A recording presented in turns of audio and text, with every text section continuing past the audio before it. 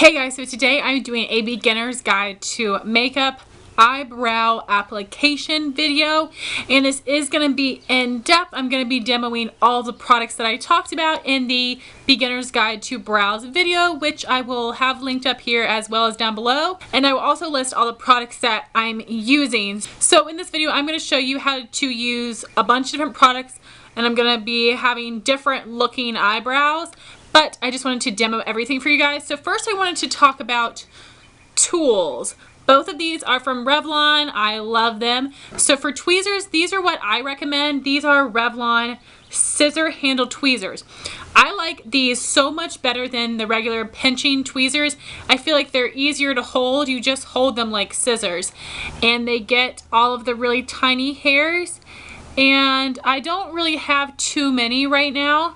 But when using brow tools, I say proceed with caution because it's very easy to overdo it. So I just like to use this to tweeze any hairs growing underneath or in the middle that I need to help keep my shape. So I love these. They're only about $3 and they work really well. So next I want to talk about brow scissors.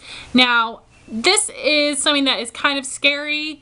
I always am very cautious when using these so I don't chop off too much of my eyebrow. But what I do is take a spoolie and brush my eyebrows straight up. I just did this recently. But what you want to do is any stray brow hairs, you kind of just go around your brow and trim them.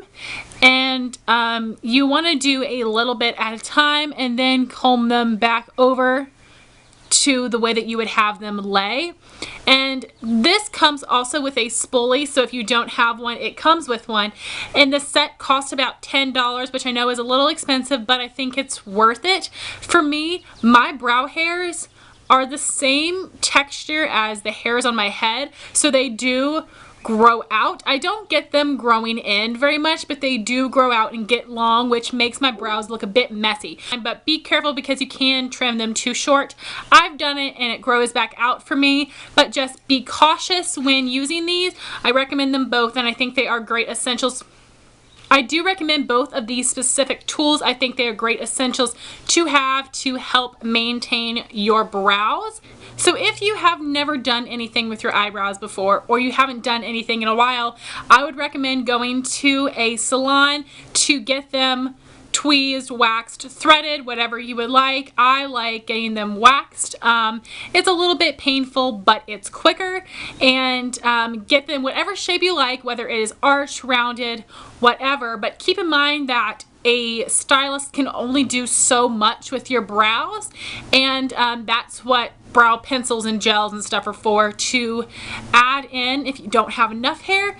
But I would recommend doing that and then just maintaining that shape using tweezers and brow scissors. So that's what I recommend. I recommend both of these specific products. I think they work really, really well.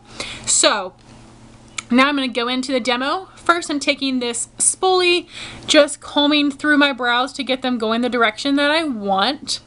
Then I'm going to go in with a brow wax and run over them. This will help the powder stick to them and help keep them in place. Then I'm going in with a brow and lash comb to comb through the gel, making sure that it is even in the brows, like so. Then I'm just going to be taking a brow pencil and outlining my brows. So I start on the bottom, just do short strokes. Then I'm going to draw on my tail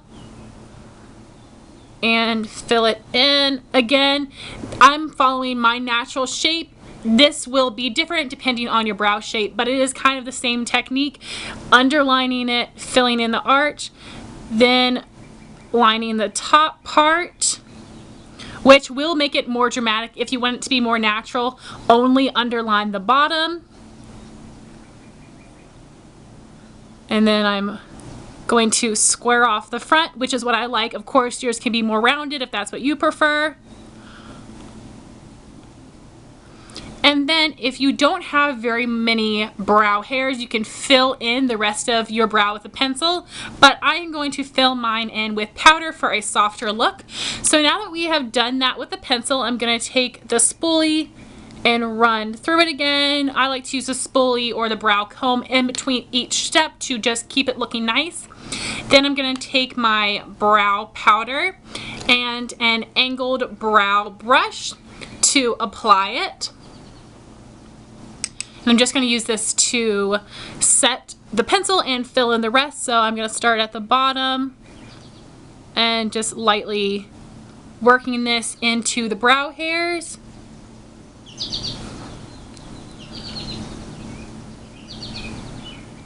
And you can be a bit more messy with this, but I always recommend using a brow wax. I always recommend using a brow wax before powder to make it stand out and last longer. It really helps it adhere to the brows. And there we go. So then I'm just gonna take a spoolie again and comb through that. So you can see the difference between filled in brow and naked brow. Then to make it look more polished, I'm going to take a brow highlighter and just go underneath of the brow to clean up any mistakes. And this also covers up any little brow hairs that may be growing in, which is really nice. You can also use concealer for this step. You can go along the top if you would like. That will make it a little bit more dramatic. Then I'm going to set my brows with a clear brow gel, and we are done. If you would like, you can comb it out before it sets to make sure that it has applied evenly. Again, just using the brow and lash comb, and now we are good to go. This is one completed brow using pencil and powder. So now on this brow, I am going to use a brow gel. You're going to apply a pomade the same type of way. So I just put a little bit on the back of my hand, then I'm going in with this angled brush and just draw it on. This is going to be more dramatic than pencil and powder. So I'm going to start at the tail, and this product is great also for filling in bare spots and drawing onto the skin.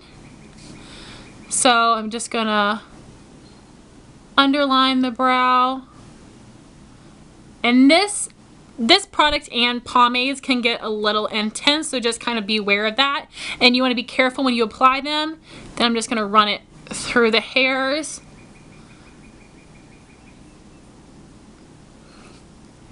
Then taking some to outline the top of the brow. And then whatever is left going on the inner part. You want to use a smaller amount on the inner part just to make sure that it isn't going to look too intense. And you see how quick and simple that was? It does look quite dramatic, but it was very simple and quick. I even have some extra on the back of my hand. So then again, I'm going to take a highlighter to go underneath of the brow to clean it up and to hide any small little hairs growing in. Again, like I said, you can also use concealer for this step. Now I would wait for it to dry a little bit, and then if you want to comb it out with the brow and lash comb, then you can definitely do that.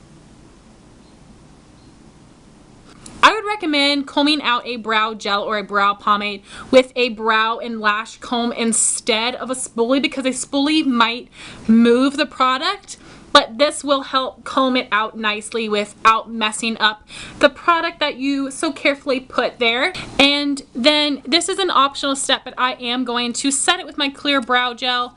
You could use a tinted brow gel if that is what you prefer.